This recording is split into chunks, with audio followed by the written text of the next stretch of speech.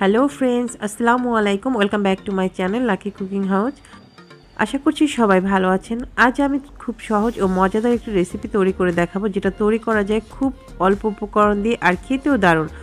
আজ আমি তৈরি করে দেখাবো সেমাই ও ডিম দিয়ে দারুণ মজার একটি পিঠা রেসিপি, যেটা সকালে বা বিকেলে যে কোনো সময় চায়ের টেবিলে অথবা নাস্তায় কিংবা বাচ্চাদের স্কুলের টিফিনে তৈরি করতে পারেন খুব সহজে। এখানে আমি সেমাই নিয়েছি 1 প্যাকেট, এটা লাচ্ছা সেমাই। আর সেমাইটা হালকা একটু হাত দিয়ে ভেঙে নেবেন। তো 1 প্যাকেট লাচ্ছা সেমাইয়ের জন্য এখানে একটি ডিমই যথেষ্ট। এখানে আমি একটি ডিম নিয়েছি। এরপর আমি একটি মিক্সিং বোল নিয়ে নিব। এর মধ্যে আমি দিয়ে দিব সেমাইগুলো। এরপর দিয়ে দিচ্ছি লবণ হাফ চা চামচ। এরপর দিয়ে দিচ্ছি চিনি। এখানে আমি 3 টেবিল চামচ পরিমাণ চিনি ব্যবহার করেছি। আপনারা যদি এর মিষ্টির পরিমাণটা একটু বাড়িয়ে নিতে চান সেক্ষেত্রে বাড়িয়েও দিতে পারেন অথবা কমিয়েও দিতে পারেন।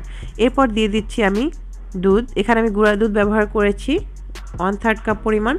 এরপর দিয়েছি বেকিং পাউডার হাফ চা চামচ পরিমাণ। এরপর দিয়ে দিচ্ছি ডিম। এরপর সবগুলো উপকরণ এখন আমি হাত দিয়ে ভালো করে মেখে নেব। এটা হাতের সাহায্যে ভালো করে মেখে নিতে হবে। আর এটা মাখানোর পরে একটু আঠালো ভাব হয়ে যাবে, যেহেতু এখন এটা শুকনো শুকনো, তবে এটা মাখানো হয়ে গেলে আঠালো ভাব হয়ে যাবে। আর এখানে যেহেতু একটা ডিম ব্যবহার করেছি, চিনি আছে, তো কিছুক্ষণ পরে এটা এমনিতেই আঠালো আঠালো হয়ে যাবে। মিশ্রণটি মাখানো হয়ে গেলে হাতের মধ্যে কিছুটা নিয়ে তারপর এরকম গোল বলের মতো শেপ দিয়ে নিতে হবে।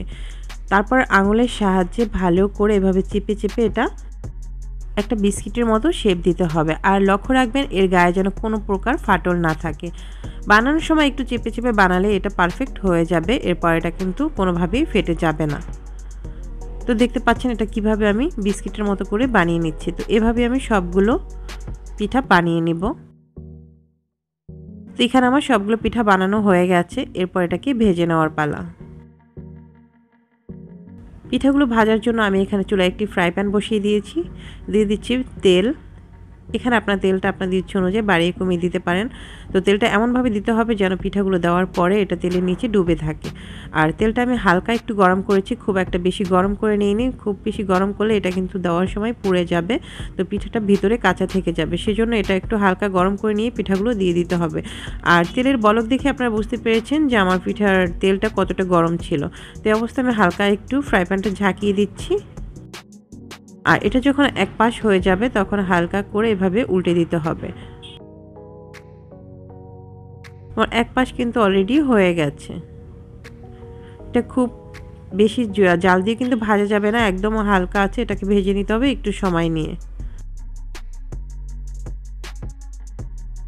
তো দেখলেন তো কত সহজে পিঠাটা তৈরি হয়ে গেল। আর এটা ভাজতেও খুব বেশি একটা সময় লাগে না, সর্বোচ্চ 4 থেকে 5 মিনিটে পিঠাটা কিন্তু ভাজা হয়ে যায়।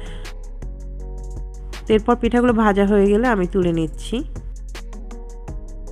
তো ভিউয়ার্স, আমার আজকের রেসিপিটি কেমন লাগলো সেটা অবশ্যই কমেন্ট বক্সে জানাবেন। আর আমার ভিডিওটি যদি ভালো লেগে থাকে প্লিজ আমার চ্যানেলটি সাবস্ক্রাইব করে পাশে থাকবেন। পাশে থাকা নোটিফিকেশন বেল আইকনটি অন করে দিবেন। আর ভিডিওটি ভালো লেগে থাকলে একটি লাইক দিয়ে ফ্রেন্ডস অ্যান্ড ফ্যামিলির মাঝে শেয়ার করে দিবেন। তো তৈরি হয়ে গেল আমার ডিম সেমাইয়ের পিঠা। খুব দ্রুত এবং ঝটপট তৈরি করা যায় এই পিঠাটি। আপনারা এটা চাইলে যে কোনো সময় যে কোনো অতিথি আপ্যায়নে এবং নাস্তায় এটা তৈরি করতে পারেন খুব ঝটপট, এবং চাইলে বাচ্চাদের টিফিনেও এটা তৈরি করে দিতে পারেন খুব সহজে। তো আমার আজকের রেসিপিটি কেমন লাগলো সেটা অবশ্যই আপনারা কমেন্ট বক্সে জানাবেন। সবাই ভালো থাকবেন, সুস্থ থাকবেন। আল্লাহ হাফেজ।